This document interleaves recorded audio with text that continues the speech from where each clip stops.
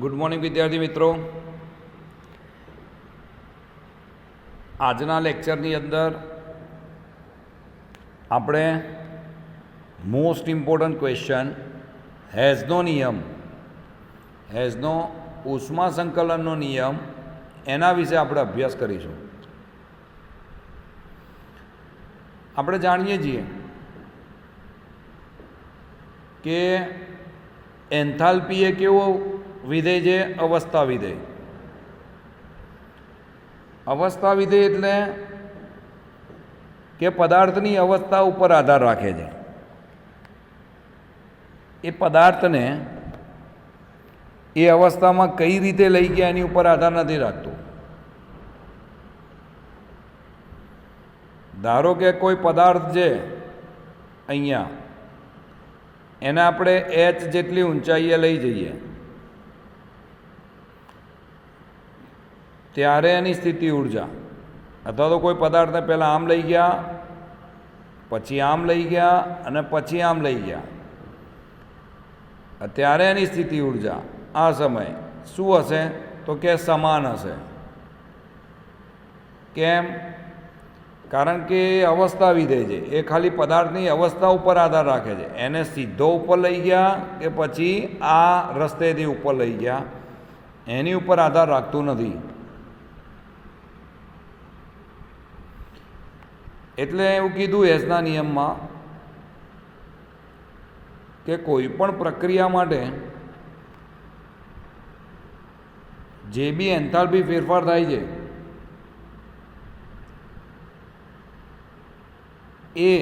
એ પ્રક્રિયાને શ્રેણીબંધ તબક્કામાં જો થયેલ હોય તે બધાનો સરવાળો કરીએ ત્યારે જે એન્થાલ્પી મળે એ પ્રક્રિયા એન્થાલ્પી કહેવાય. દાખલા તરીકે જો તમને આપ્યું છે, જો પ્રક્રિયા જુદા જુદા તબક્કામાંથી પસાર થતી હોય, શેમાંથી? જુદા જુદા તબક્કામાંથી, તો તેની પ્રમાણિત પ્રક્રિયા એન્થાલ્પી એ પ્રક્રિયાના મધ્યવર્તી તબક્કાની જેમાં એકંદરે પ્રક્રિયા સમાન તાપમાને વિભાજિત કરી શકાતી હોય તેમાં તેમની એન્થાલ્પીનો સરવાળો પ્રમાણિત પ્રક્રિયા એન્થાલ્પી હશે. એટલે એવું કહેવાય કે જો પ્રક્રિયા જુદા જુદા તબક્કામાં થતી હોય તે બધી જ તબક્કાની એન્થાલ્પીનો સરવાળો કરીએ તો આપણને પ્રમાણિત પ્રક્રિયા એન્થાલ્પી મળે. આ હેઝનો નિયમ આપણને આ સૂચવે છે. ઉદાહરણ સાથે સમજીએ. આ એક્ઝામમાં લખવાનું રહેશે ઉદાહરણ પણ, આઈએમપી ક્વેશ્ચન. ધારો કે આપણે C+1/2 ઇટ ગિવ્સ CO એ પ્રક્રિયા કરી. આમ જોવા જઈએ ને તો આ પ્રક્રિયા દરમિયાન એન્થાલ્પી ફેરફાર -110.5 કિલો જૂલ પર મોલ આવે. કેટલો? -110.5. આની કિંમત તે કઈ રીતે આવે એ સમજીએ આપણે. અહીંયા મુખ્ય નિપજ કઈ છે? તો કે કાર્બન મોનોક્સાઇડ. અને તેમ છતાં બી ગૌણ નિપજ તરીકે CO2 પણ મળશે. એટલે એવું કહેવાય કે પ્રક્રિયાની એન્થાલ્પી ફેરફાર સીધી રીતે ના ગણી શકાય. એટલે સૌથી પહેલાં તમારે CO બનાવવું હોય તો સૌથી પહેલું સ્ટેપ આ કરવું પડે, C+O2 gives CO2. એટલે ડેલ્ટા H રિએક્શન માઇનસ કેટલું મળ્યું? તો કે -393.5 કિલો જૂલ પર મોલ. આ પહેલો તબક્કો આવ્યો. C+O2 gives CO2. બીજો તબક્કો CO+1/2 gives CO2. એના માટે ડેલ્ટા H -283 થાય. પણ આ પ્રક્રિયા આપણે આ રીતે બતાવી છે. CO2માંથી CO+1/2 O2 કરવા છે. એટલે આખી રિવર્સ પ્રક્રિયા, પ્રતિવર્તી. એટલે આ -283ની જગ્યાએ શું થઈ જાય?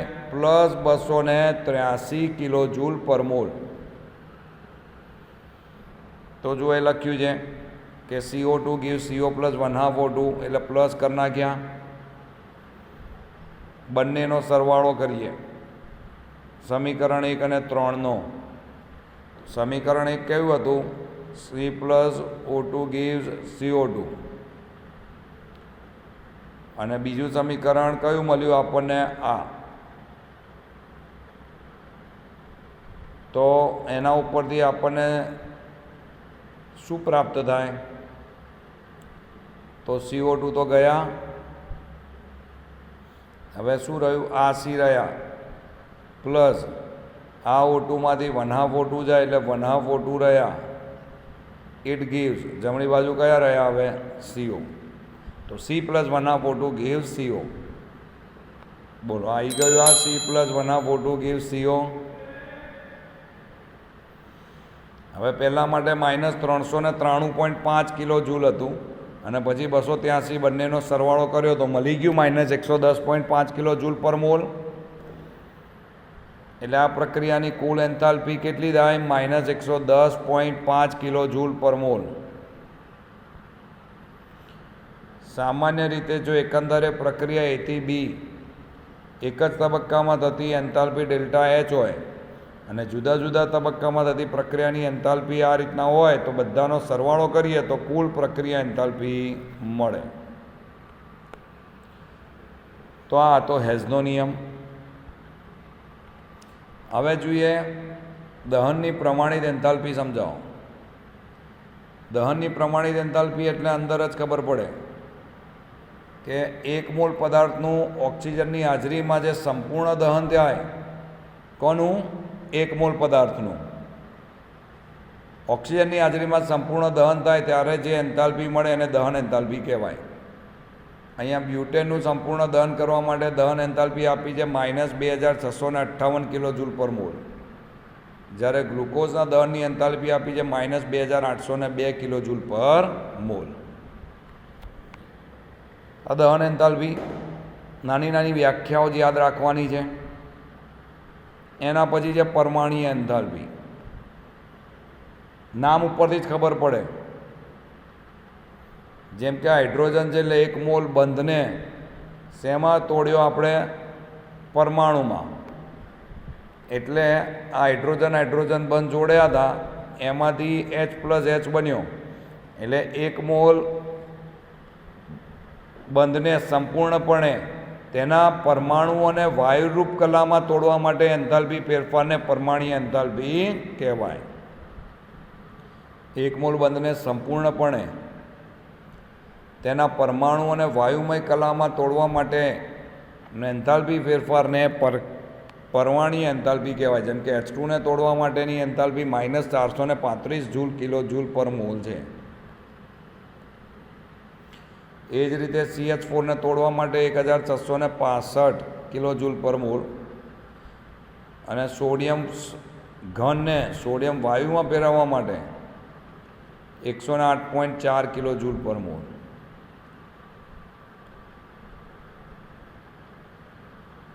અહીંયા આગળ પરમાણ્વીય એન્થાલ્પી ઉધ્વપાતન એન્થાલ્પી જેટલી જ હોય, કારણ કે ઘન એ વાયુમાં ફેરવાયો એટલા માટે. હવે જોઈએ બંધ એન્થાલ્પી. આપણને ખબર છે કે કોઈ બી રાસાયણિક પ્રક્રિયા થાય ને ત્યારે શું થાય તો કે રાસાયણિક બંધ તૂટે અથવા રાસાયણિક બંધ બને. હવે આપણને એટલી ખબર છે કે જ્યારે જો બંધ તૂટે ને ત્યારે બંધ તોડવા ઊર્જાની જરૂર પડે અને બંધ બને ત્યારે ઊર્જા મુક્ત થાય. એટલે કોઈ પણ પ્રક્રિયાની ઉષ્માને રાસાયણિક બંધના બનવાને તૂટવા સાથે આપણે સાંકળી શકીએ. તો એ પ્રમાણે 2 શબ્દનો આપણે ઉષ્માગતિશાસ્ત્રમાં ઉપયોગ કરીએ છીએ. સૌથી પહેલાં બંધ વિયોજન એન્થાલ્પી અને સરેરાશ બંધ એન્થાલ્પી.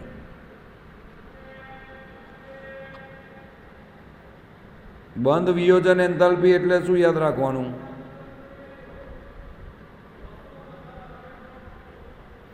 તો કે બંધ વિયોજન એન્થાલ્પી એટલે જે દ્વિપરમાણુ અણુ હોય, એટલે જેમ કે આ H2 દ્વિપરમાણીય અણુ છે, એને તોડવા માટે જે એન્થાલ્પી જોઈએ એને શું કહેવાય? બંધ વિયોજન એન્થાલ્પી. લખ્યું છે 1 મોલ ડાયહાઇડ્રોજનના બંધોને તોડવામાં આવ્યા તો આટલા કિલો જૂલ પર મોલ એન્થાલ્પી જોઈએ આપણે. તો આ પ્રક્રિયામાં સંકળાયેલ એન્થાલ્પી ફેરફાર HH બંધની બંધ વિયોજન એન્થાલ્પી છે. બંધ વિયોજન એન્થાલ્પી 1 મોલ વાયુમય સહસંયોજક સંયોજનના 1 મોલ સહસંયોજક બંધને તોડીને નિપજોને વાયુમય કલામાં મેળવવા માટે તોડવા દરમિયાનનો એન્થાલ્પી ફેરફાર દર્શાવે છે. એ જ વસ્તુ બહુપરમાણીય માટે આપ્યું. CH4 જેવા બહુપરમાણીય અણુને લઈએ તો CH4ની અંદર CH4માંથી પહેલાં CH3 બનશે ત્યારે એની એન્થાલ્પી, CH3માંથી CH2 બનશે ત્યારે એની એન્થાલ્પી, CH2માંથી CH બનશે ત્યારે એની એન્થાલ્પી, અને CHમાંથી C+H બનશે ત્યારે એની એન્થાલ્પી. આ બધાનો સરવાળો કરીએ એટલે CH4માં 4 બંધ તૂટવા માટેની એન્થાલ્પી મળે, જેને આપણે સરેરાશ બંધ એન્થાલ્પી કહેવાય. એટલે બહુપરમાણીય અણુ માટે જેટલા તબક્કામાં એક પછી એક થાય બધી એન્થાલ્પીનો સરવાળો કરી નાખવાનો એટલે તમને સરેરાશ બંધ એન્થાલ્પી પ્રાપ્ત થાય. બોલો, ક્લિયર? એટલે દ્વિપરમાણીયમાં 2 પરમાણુના અણુને તોડવા માટે, જ્યારે બહુપરમાણીય અણુમાં 2 કરતાં વધારે હોય તો દરેક તબક્કાઓનો સરવાળો. હવે જોઈએ દ્રાવણની એન્થાલ્પી સમજાવો.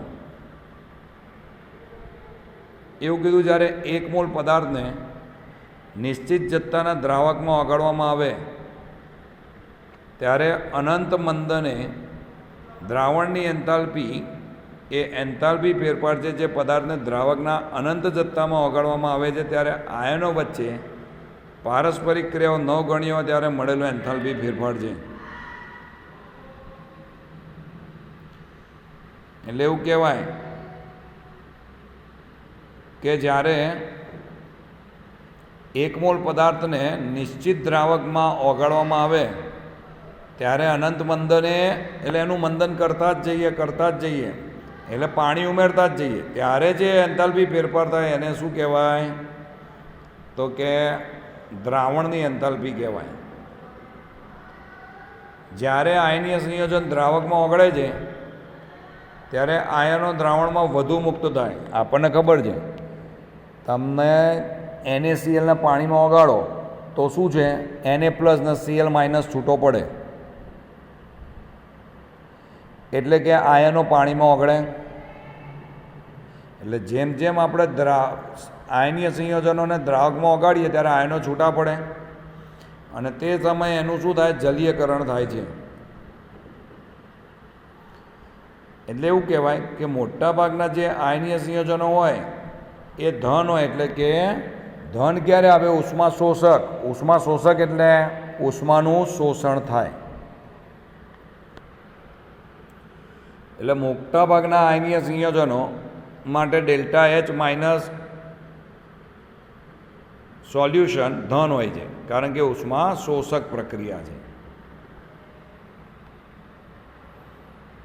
હવે આપણે બોન-એબર ચક્ર સમજાવીએ. હેઝના નિયમ જેવું જ છે. એટલે બોન-એબર ચક્રમાં એવું કહે છે કે કોઈ બી પ્રક્રિયા એક કરતાં વધારે તબક્કામાં થતી હોય તો બધાની એન્થાલ્પીનો સરવાળો એ આખી પ્રક્રિયા જ્યારે થાય છે ત્યારે કુલ પ્રક્રિયાના એન્થાલ્પી ફેરફાર જેટલો હોય. એટલે લખ્યું કે જ્યારે કોઈ આયનીય સંયોજનો 1 મોલ આયનમાં વાયુમય અવસ્થામાં વિયોજન પામે. કઈ અવસ્થામાં? વાયુરૂપ અવસ્થામાં. ત્યારે જે એન્થાલ્પી ફેરફાર થાય એને લેટિસ એન્થાલ્પી કહેવાય. NaCl સોલિડ છે, એમાંથી Na+ ગેસ અને Cl- ગેસ બન્યો તો લેટાઇસ એન્થાલ્પી એની 788 કિલો જૂલ પર આવે. હવે આ કઈ રીતે આવે ને એની કેલ્ક્યુલેશન જોઈએ આપણે. બોન-એબર ચક્ર બી IMP એ કરી નાખવાનું. NaClનો તબક્કો છે તો NaClને કુલ આપણે અલગ અલગ ભાગમાં વહેંચી શકાય.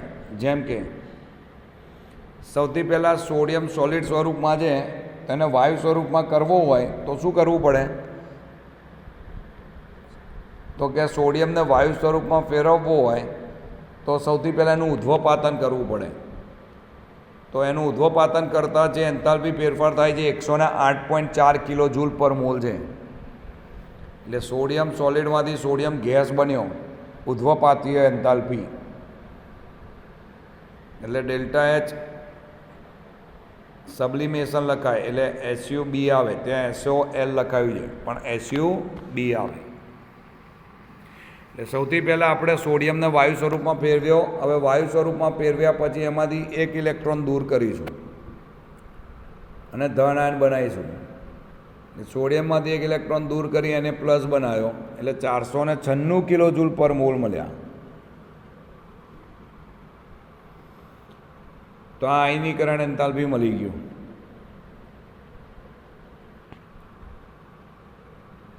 હવે તો કે હવે ક્લોરીનનો વારો. સોડિયમ તો મળી ગયા આપણને વાયુ સ્વરૂપમાં, Na+ના સ્વરૂપમાં. હવે Cl2 છે એને તોડવાના છે 2 Clમાં, એટલે 1/2 Cl2માંથી 1 Cl મળ્યા. જેમ કે આ Cl2માંથી 1 Cl મેળવવા છે. હવે 1 ક્યારે આવે? જ્યારે 2 વડે ભાગીએ તો આ 2 કટ થઈ જાય તો 1 Cl આવી ગયા ને. એટલે Cl2 વાયુ સ્વરૂપમાં હતું ને વાયુ સ્વરૂપમાં જ ફેરવ્યા એટલે એનું વિયોજન કર્યું એટલે વિયોજન એન્થાલ્પી આવે. તો એ કેટલી છે? 121 કિલો જૂલ પર મોલ. આમાં બી ધન, આમાં બી ધન, આ બી ધન. એટલે આ બધી ઉષ્મા શોષક પ્રક્રિયા છે એટલે ઉષ્માનું શોષણ થાય છે. હવે જ્યારે ક્લોરીન વાયુ સ્વરૂપમાં મળ્યો એમાંથી એક ઇલેક્ટ્રોન મેળવીને Cl- માં કન્વર્ટ થયો એટલે ક્લોરાઇડ આયન બન્યો. એ ઉષ્માક્ષેપક પ્રક્રિયા છે. ઇલેક્ટ્રોન પ્રાપ્તિ એન્થાલ્પી -348.6 કિલો જૂલ પર મોલ. એટલે ઋણ નિશાની ઉષ્માક્ષેપક માટે આપી, ક્ષેપક. હવે આપણને શું થયું અહીંયા? તો કે Na+ બી મળી ગયું અને Cl- બી બની ગયું. બંને વચ્ચે પ્રક્રિયા થઈને શું બને? NaCl. તો આ NaCl તો બની દીધું પણ એની કિંમત કેટલી? તો સરવાળો કરવાનો બધાને. કોનો સરવાળો થાય? તો જોઈએ આપણે. તો Na+ 1/2 Cl2 gives NaCl. Delta H formation 411.12 kilo joule પર મોલ છે ઓવરઓલ. 411.12. એની અંદર 108.4 ઉમેર્યા, એની અંદર 121 ઉમેર્યા, એની અંદર 496 ઉમેર્યા, એમાંથી 348.6 માઇનસ કર્યા. બધાનો સરવાળો કર્યો તો 788 મળી ગયા. જે અહીંયા ગાડી બી છે 788. આ સાબિત કર્યું આપણે. તો અહીં NaClમાંથી Na+Cl- આંતરિક ઉર્જા 2RT કરતાં ઓછી છે. ડેલ્ટા Ng બરાબર 2, તેના બરાબર +783 કિલો જૂલ પર મોલ ઉર્જા મળે. તમારે 788 સુધી સમજાવી દેવાનું. બોન એવર ચક્ર પૂછે તો.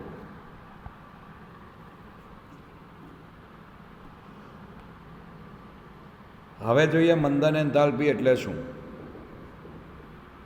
કે અચળ તાપમાને અને અચળ દબાણે દ્રાવકના નિશ્ચિત જથ્થામાં દ્રાવ્યનો નિશ્ચિત જથ્થો ઓગાળવામાં આવે ત્યારે જે એન્થાલ્પીના ફેરફાર થાય એને મંદન એન્થાલ્પી કહેવાય. અચળ તાપમાને અને અચળ દબાણે દ્રાવકના નિશ્ચિત જથ્થામાં દ્રાવ્યનો જે નિશ્ચિત જથ્થો ઓગાળીએ એને કહેવાય મંદન એન્થાલ્પી. જેમ કે 1 મોલ HClમાં 1 મોલ પાણીમાં ઓગાળવામાં આવે તો એન્થાલ્પી ફેરફાર આ રીતે મળે, -69.01 કિલો જૂલ પર મોલ. હવે એના પછીનો ક્વેશ્ચન છે એન્ટ્રોપી એટલે શું? એટલે તમે સમજો એન્ટ્રોપી એટલે શું કહેવાય. તો એક ઉદાહરણ દ્વારા સમજીએ.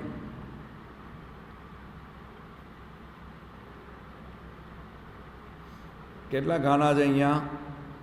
તો કે કુલ 4.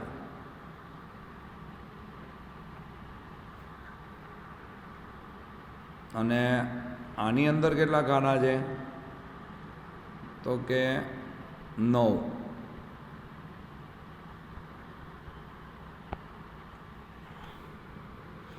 હવે એક મધમાખી ઉડતી ઉડતી આવે છે, અહીંયા બેસશે તો કેટલા ખાના ઉપર આવશે?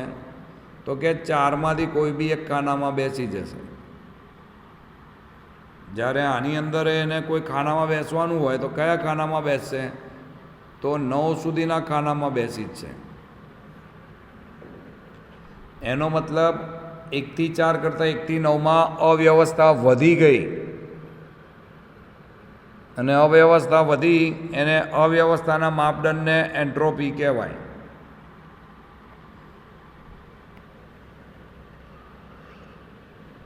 લખ્યું છે પદાર્થમાં રહેલી અસ્તવ્યસ્તના માપદંડને એન્ટ્રોપી કહે છે. ઘન પદાર્થમાં હંમેશા એન્ટ્રોપી સૌથી ઓછી આવે અને વાયુમાં સૌથી વધારે. એટલે ઘન કરતાં પ્રવાહીની એન્ટ્રોપી વધારે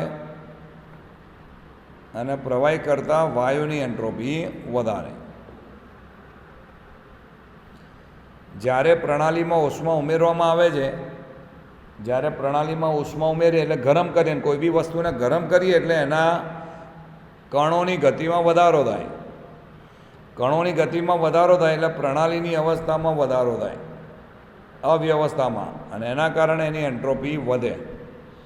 એટલે એનો મતલબ એવો થયો કે તાપમાન વધારતા એન્ટ્રોપી વધે છે. એટલે કે ઉષ્માની અસર પ્રણાલી ઉપર પડે છે. ધારો કે આપણે જોઈએ ઉષ્માનું વિતરણ એ તાપમાન ઉપર આધાર રાખે છે. આથી ઊંચા તાપમાને રહેલી પ્રણાલી નીચા તાપમાને રહેલી પ્રણાલી કરતાં વધારે અસ્તવ્યસ્ત હોય છે. એટલે જેમ તાપમાન વધારો તેમ અવ્યવસ્થાનું માપદંડ વધે, તેમ એન્ટ્રોપીમાં વધારો થાય છે. આમ તાપમાન પ્રણાલીમાં કણોની અસ્તવ્યસ્ત ગતિનું સરેરાશ માપ છે. જેમ કે નીચા તાપમાને પ્રણાલીમાં ઉષ્મા ઉમેરવામાં આવે તો જો સરખા જ જથ્થામાં ઉષ્મા તેને ઊંચા તાપમાને ઉમેરવામાં આવેલી હોય તેના કરતાં અસ્તવ્યસ્ત વધે છે, જે દર્શાવે છે કે એન્ટ્રોપી ફેરફાર તાપમાનના વ્યસ્ત પ્રમાણમાં હોય છે. ડેલ્ટા એસ બરાબર ક્યુ રિવર્સિબલ અપોન ટી, આ યાદ રાખવાનું સૂત્ર.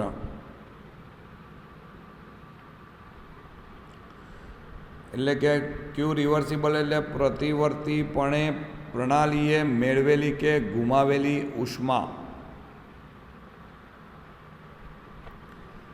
સ્વયંસ્ફુરિત પ્રક્રમ માટે પ્રણાલી અને પર્યાવરણ માટેનો કુલ એન્ટ્રોપી ફેરફાર નીચે મુજબ છે. ડેલ્ટા એસ ટોટલ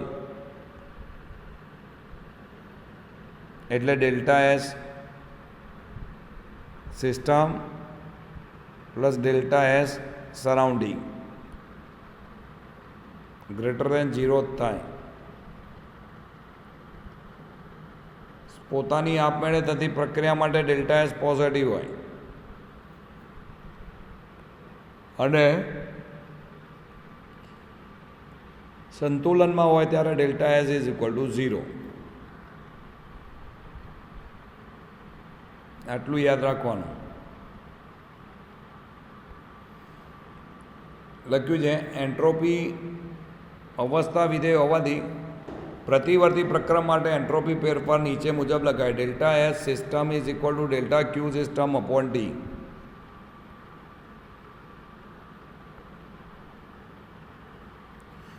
એટલે કે આદર્શ વાયુના બંને પ્રતિવર્તી અને અપ્રતિવર્તી વિસ્તરણ સમતાપી પરિસ્થિતિમાં ડેલ્ટા યુ બરાબર 0, પણ ડેલ્ટા એસ ટોટલ બરાબર ડેલ્ટા એસ સિસ્ટમ અને પ્લસ ડેલ્ટા એસ સરાઉન્ડિંગ અપ્રતિવર્તી માટે શૂન્ય નથી.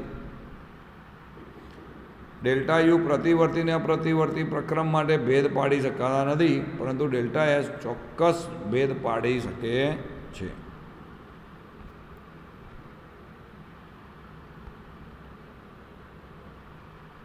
એક ઉદાહરણ છે, એમાં એન્ટ્રોપી વધે ઘટે કહેજો. પ્રાકથન કરવાનું છે. પ્રવાહી ઘનમાં સ્ફટિકીકરણ પામે. નિયમ યાદ રાખવાનો, ઘનથી પ્રવાહી, પ્રવાહીથી વાયુ, એન્ટ્રોપી વધે. પણ એનાથી ઊંધું, વાયુથી પ્રવાહી, પ્રવાહીથી ઘન, એન્ટ્રોપી ઘટે. એટલે અહીંયા પ્રવાહી ઘનમાં સ્ફટિકીકરણ પામે છે, એટલે પ્રવાહીથી ઘન બન્યું એટલે એન્ટ્રોપી ઘટશે.